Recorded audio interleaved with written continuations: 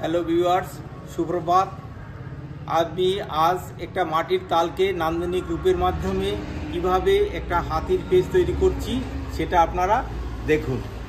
এই হাতির পেজটি তৈরি করা হয়েছে আমার দৃষ্টিতে এটাকে একটা মানি প্লান্টার হিসাবে। এইটাকে আপনারা দেয়ালে সাজিয়ে রাখতে পারবেন, এভাবে দেয়ালে সাজিয়ে রাখা যায়। কিন্তু আমি কিভাবে এই মানি প্লান্টারটা তৈরি করেছি সেই প্রসেসটা আপনারা ভিডিওর মাধ্যমে দেখতে পাবেন।